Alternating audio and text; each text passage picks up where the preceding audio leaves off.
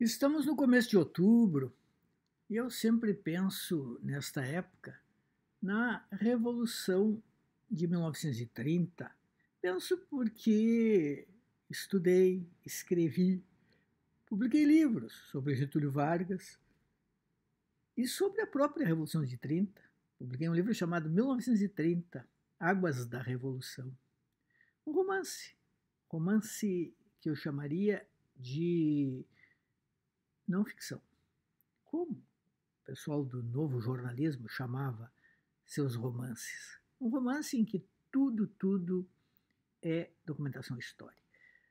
Existem aqueles, no mundo literário, por exemplo, que dizem: ah, não, mas assim não pode ser romance, ou a matéria não se prestava para romance. Bobagem, do meu ponto de vista. Tudo se presta a romance.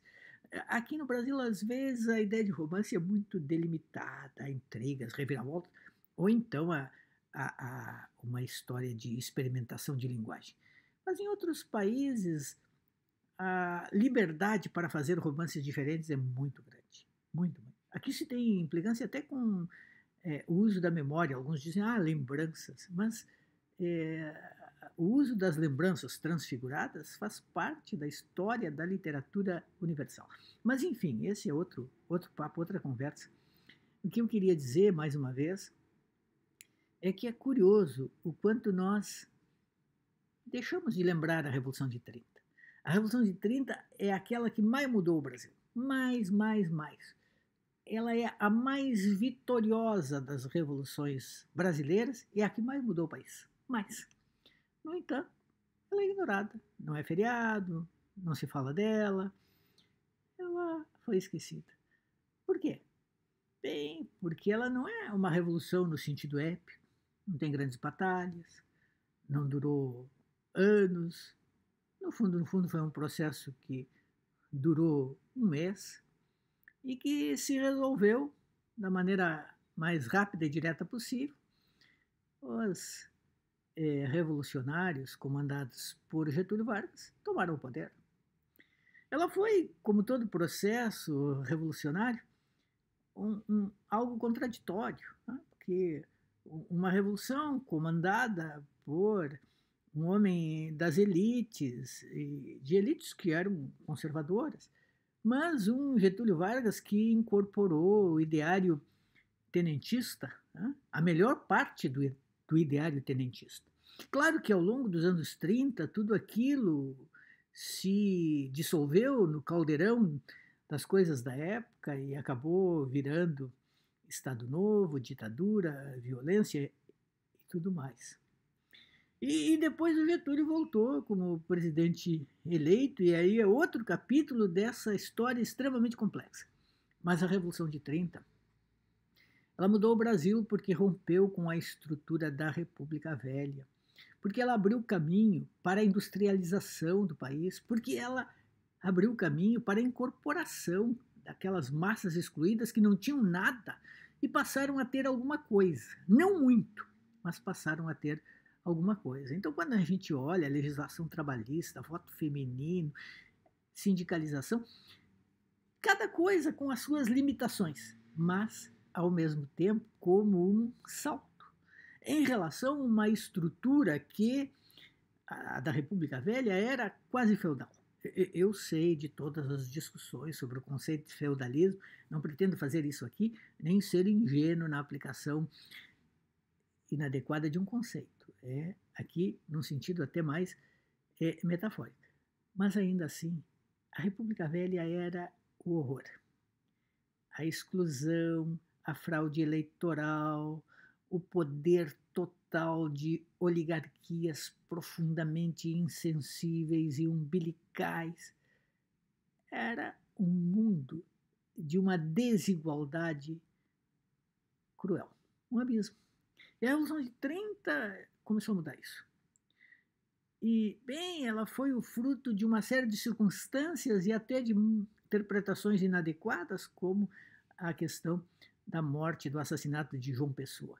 Mas o certo é que ela aconteceu e ela foi uma vitória.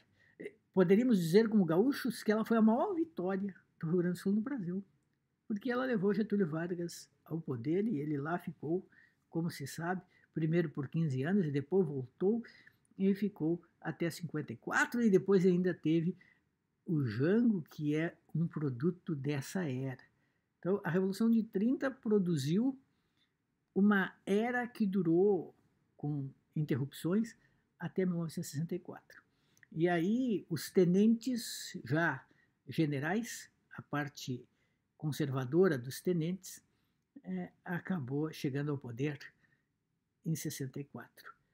Agora, a Revolução de 30 precisaria ser muito mais tratada. Eu, por exemplo, faria feriado em 3 de outubro em homenagem a esse momento da história brasileira que produziu, aos trancos e barrancos, com idas e vindas, com avanços e retrocessos, uma grande transformação. Todo mundo sabe, o Brasil é antes e depois de 1930. É uma data tão importante quanto 1822, quanto 1889. Eu diria que ela só é menos importante que 1888, porque a abolição formal da escravatura é, do ponto de vista civilizatório, um marco, ainda que a abolição tenha sido algo feito de maneira incompleta. Devia ter previsto um grande projeto de incorporação de todas aquelas pessoas que ficaram jogadas pelo caminho. De toda maneira, não era possível continuar formalmente com a existência da escravidão. Era infame, abominável. Mas também essa é outra história. A história que, ainda que no momento seja importante falar, porque nós lembramos recentemente, no 28 de setembro, os 150 anos da Lei do Ventre Livre.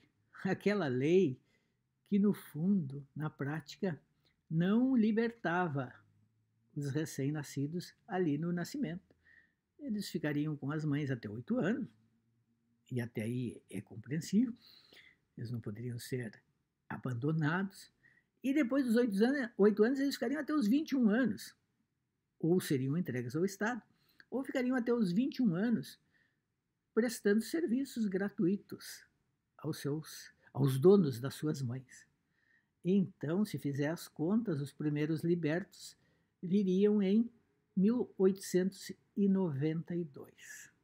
Essa é um pouco a história do Brasil, essa história terrível em que a lei do ventre livre não libertava imediatamente os nascituros, em que a lei dos sexagenários não libertava imediatamente pessoas de 60 anos, em que a primeira lei de abolição do tráfico de 1831 não foi cumprida, não pegou, era para inglês ver, ela foi refeita em 1850, e assim vamos.